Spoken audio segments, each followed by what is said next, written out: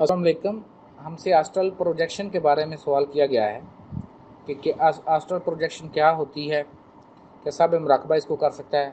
दूसरे अल्फाज में, आसान अल्फाज में दोस्त पूछना चाह रहा है कि ये जो रूहानी परवाज़ी कैसे हो सकती है। इसके कुछ हिस्से हैं और मदारज हैं। एक तो हिस्सा ये है, तरीक़ाकार ये है कि आप बैठते हैं और अपनी तीसरी आँख को इतना एक्टिव करें कि वो जो आप देखना चाह रहे हैं वो आपके सामने एक स्क्रीन की तरह नज़र आएगा। लेकिन मैं पहले भी कहा मैंने आपको कि मैं इन तरीक़ों में नहीं हूँ। ये बिल्कुल बानफ़्स नफ़ीस इंसान मौजूद हो और फिर मास्टर की ज़ेर निगरानी करे तो दुरुस्त है, वरना उससे नुकसान हो जाता है। क्योंकि हमारे ब्रेन ने तो डेटा लाना ही लाना है, तो ब्रेन डेटा लाते हुए मुख्तलिफ़ किस्म के डेटा जो है वो देना शुरू करता है। जैसे इंसान को खुद ये नज़र आना शुरू हो जाता है कि ये मुझे दिख रहा है, वो दिख रहा है, वो दिख रहा है। तो मैं इन तरीक़ों के हक़ में नहीं हूँ, क्योंकि मैंने बार बार कहा है कि इंसान को दुनिया, दीन और आखिरत रूहानी के साथ इकट्ठी लेकर चली चाहिए। अगर आपको ऐसे उल्टे पुल्टे डेटा शुरू हो गए दिखने, तो फिर आप खुद ही डरते रहे करेंगे कि मुझे फ़लाँ चीज़ नज़र आ रही, मुझे फ़लाँ चीज़ नज़र आ रही, फिर तो काम ख़राब हो गया। आप दुनिया के काम कैसे करेंगे। दूसरा जो तरीक़ाकार है इसमें, जो लतीफ़ा क़ल्ब है, यानी जो आपके रोशनी के जिस्म का चौथा परत है, वही ये परवाज़ करता है।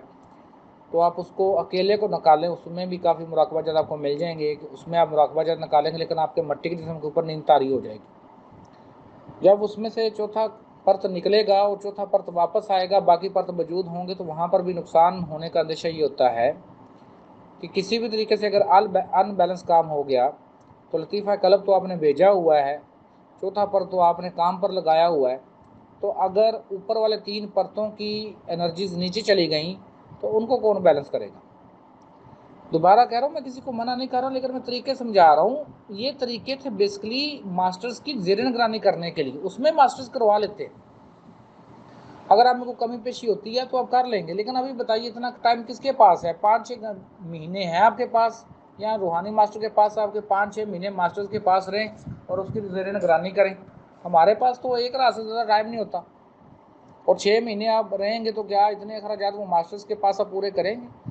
जो पहले वलीउल्लाह होते थे, वो लोग, उनके बड़े ज़्यादा खाना बनता था, लोग आते थे, वो फ्री होते थे, काम करते थे। अभी मौजूदा दौर में, इस मशीनी दौर में, ना रूहानी मास्टर्स के पास इतना टाइम है, ना लोगों के पास इतना टाइम है कि 5-5, 6-6 माह, 7-7, 2-2 साल आप मास्टर्स के पास रहें। तो मास्टर आपको रखेगा भी कहाँ। वो तो एक खुली जगह होती थी उस दौर में, वो चुंगियाँ सी लगा लेते थे वो लोग, उनमें अब रहते थे टेंट सा लगा कर। तो अब हम कहाँ रहेंगे जी। तो हमारे तकाजे भी हैं, उधर आम जगह, खुली जगह होती थी, कोई इतने प्रॉब्लम्स नहीं होते थे। पानी भी ले आए तो सुकून से इस्तेमाल कर लेते थे। तो खाने के लिए भी उनको अवेलेबल होती थी चीज़ें। तो अभी का कैसे करेंगे इन चीज़ों को। तो जब हम खुद से करते हैं, शुरू में मास्टर्स नहीं होते इन तरीक़ों में, प्रोजेक्शन में, तो वो प्रॉब्लम आता है।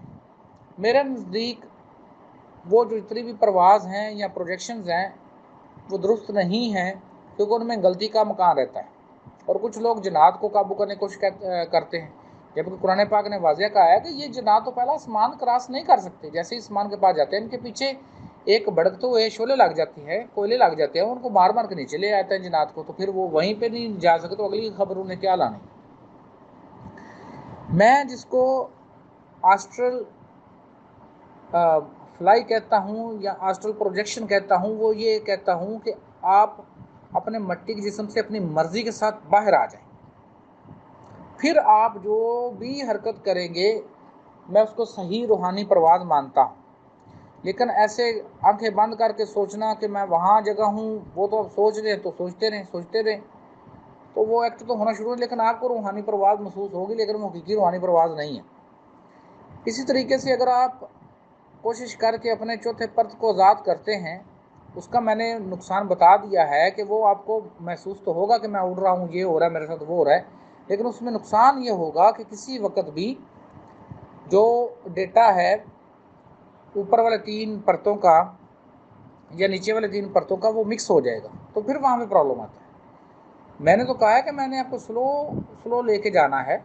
सबसे पहले आपके मट्टी के जिस्म की जो एनर्जीज़ हैं उनको बैलेंस करना है, कि जब भी आप इस मट्टी के जिस्म को छोड़ के जाएँ तो ये इसको ना कुछ हो जाए, ये कायम रहना चाहिए। पहले इस मट्टी के जिस्म की एनर्जीज बैलेंस होनी चाहिए, फिर आप जो है अपने रोशनी के जिस्म को जितनी दफ़ा मर्जी निकाल लें, फिर कोई प्रॉब्लम नहीं आएगा। लेकिन प्लीज़ पहले जो मट्टी के जिस्म है उनकी एनर्जीज को बैलेंस करें। तो एस्ट्रल प्रोजेक्शन साहब मुराकबा ही करते हैं। बिल्कुल हो, साहब मुराकबा से पता नहीं भाई की क्या मुराद है। साहब मुराकबा मशक करने वाला, मेहनत करने वाला, तो जो भी मेहनत करता है उसको ज़रूर कामयाबी मिल जाती है। ऐसे काफ़ी ज़्यादा मुराकबाजात अगर आप सर्च करें यूट्यूब पे मिल जाएंगे जहाँ पे ऐसे ऐसे करवाया गया, तो वो मैं उनके हक़ में नहीं हूँ कि क्योंकि जैसे ही चौथा परत निकलेगा आप पर गनूदगी तारी हो जाएगी। जब गनूदगी तारी हो गई है तो गनूदगी में फिर कुछ भी हो सकता है, बंदा होश से बाहर भी आ सकता है और होश में नहीं भी आ सकता। ये कौन सी बड़ी बात है? तो फिर उसका जिम्मेदार कौन होगा भाई, बताइए मुझे। तो आगे को ना भागें, सबसे पहले अपने जिस्म के अंदर मौजूद नेगेटिव एनर्जियाँ, बीमारियाँ, इनको ख़त्म करें। बार बार कह रहा हूँ, आलम नसूत में रहने के लिए मट्टी का जिस्म ज़रूरी है, तभी आप कायम ठीक रहते हैं। ये जो कितने लोगों ने उल्ट पुल्ट काम किए और बाद में नुकसान हुए हैं, किसी को खून आना शुरू हो गया, कोई प्रॉब्लम आना शुरू हो गया, तो क्यों है? वो नुकसान थे उनको। तो मास्टर्स जो होता है वो यही करता है, मैं यही करता हूँ कि आपके जो पहले मटेरियल को बैलेंस करूँ ताकि आपको कभी भी कोई नुकसान ना आए और आपका मट्टी का जिस्म बिल्कुल सही सालम कायम रहे। मैं सबसे पहले मट्टी के जिस्म में मौजूद तमाम बीमारियों को ख़त्म करना चाहता हूँ उसके तरीक़ाकार से। जैसे जैसे एनर्जियाँ आपको मट्टी के जिस्म में हरकत करें तो जो गंदमंद वो बाहर निकल जाए और आप ऐसे पोजीशन में हो कि किसी किस्म का भी आपको नुकसान ना पहुँचे। मैं इस हक़ में हूँ। तो एस्ट्रल प्रोजेक्शन, जिसे रूहानी परवाज़ कहते हैं, उसके 3 तरीक़ाकार मैंने आपको बता दिए हैं। एक, अपनी बंद आँखों से उस मुकाम को देखना। नंबर 2, अपने जो रोशनी के जिस्मों से परत नंबर 4 को इस्तेमाल करना, लतीफ़ा क़ल्ब को, और परवाज़ करनी। नंबर 3 जो है वो ये है कि आप इस काबिल हो जाएं कि अपनी मर्ज़ी से अपने मट्टी के जिस्म से बाहर आए, तो फिर जैसे मर्ज़ी परवाज़ आप करें, फिर कोई प्रॉब्लम नहीं है। तो वैसे भी अगर कुछ मुराकबाजात ऐसे भी हैं, तरीक़ाकार ऐसे भी हैं कि बड़ी जल्दी एक्ट हो जाता है, लेकिन उससे मट्टी के जिस्म को इतने झटके लगते हैं कि इसकी अजीब सी कैफ़ियत हो जाती है। तो वो मैं उन तरीक़ों में के हक़ में नहीं हूँ। मैं ये चाहता हूँ कि बिल्कुल बैलेंस सारा काम रहे। हम मट्टी के जिस्म को भी रखें, रोशनी के जिस्म को भी रखें, नूर के जिस्म को भी रखें। उम्मीद है भाई को सवाल जो आपकी समझ आ गई होगी। नहीं समझ आई तो दोबारा मुझसे पूछ सकते हैं।